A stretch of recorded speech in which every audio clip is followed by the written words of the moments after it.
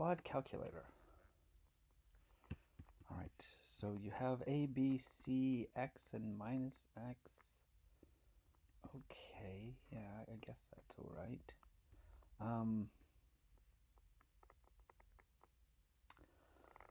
All right, so you're getting the a, b, and c if x equals 0.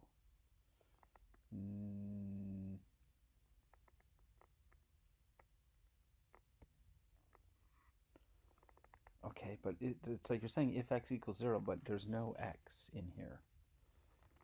All right. Here, let's just remove that for a second. And we'll call this x1.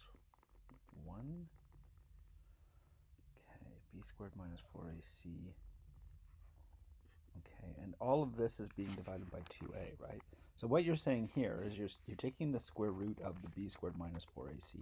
Now what I would do is I would make a variable, and I would call it discriminant, is equal to that. No, just that. Okay, and then, no, not even the square root of it. I'm just going to say b squared minus 4ac. Okay, and then we have the square root of our discriminant plus negative b.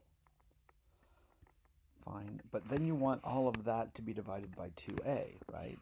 Here you're just dividing by 2, and then you're taking the result and multiplying the result by a, so that's not going to give you the right thing. So you want to divide it by 2a, like that.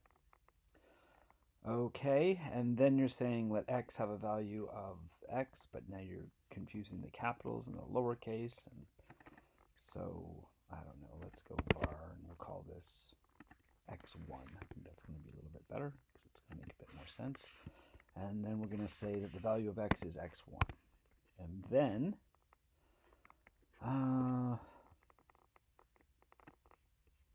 yeah, let's just get rid of that. And we'll make a variable x2. And we are going to make this a minus here.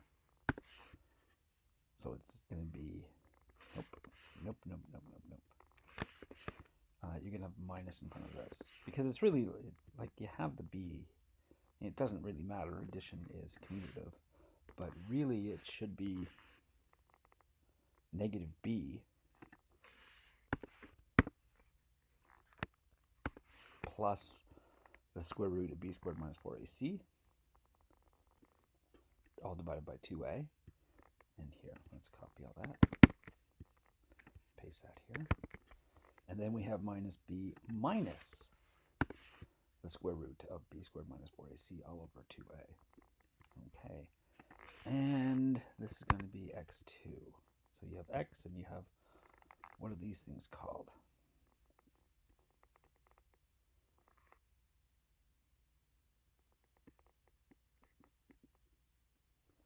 So you have x and negative x. Yeah, I'm not sure if it's going to like that negative x thing.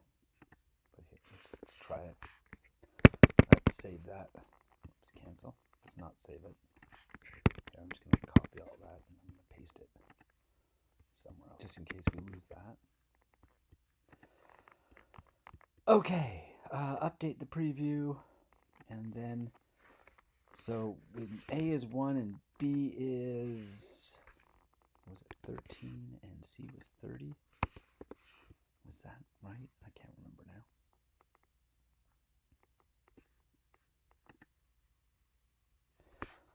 Right, it's not giving us anything. We've got some errors.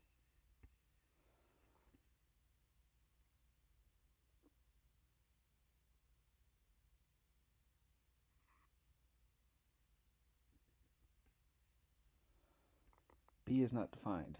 Okay, you have A, capital B, capital C, and then you're working with lowercase b here. So that should be capital B, and that should be capital B. Okay, whoops, cancel. Let's update the preview, and 1, 13, 30, calculate. So it's giving me negative 3 and 10. Okay, so x minus 3 times x minus 10. No, x plus 3, x plus 10. Yeah, that's 1330. That makes sense. All right, so that works. Okay, and then we were talking about, like, when do you have two solutions, when do you have one solution, when do you have no solutions. So really it comes down to when this discriminant is less than 1, right? If it's negative, then you can't take the square root of it. You're going to have no solutions. So you need to handle that. You should have an if. So if that happens, then you could type out that x1 and x2 just writes no solution. Or if the discriminant is equal to 0, you only get one solution, right? Because like plus or minus 0 is the same as, like adding 0, subtracting 0, it doesn't do anything. So when the discriminant is equal to 0, you only have the one solution. So your x1 and your x2 are going to be identical, okay? So you might want to handle that. You just say there's only one solution. But yeah, so hopefully this will help. I'm going to go back and undo everything I just did. So you should be able to fix your project with the video I just sent. And have a good day.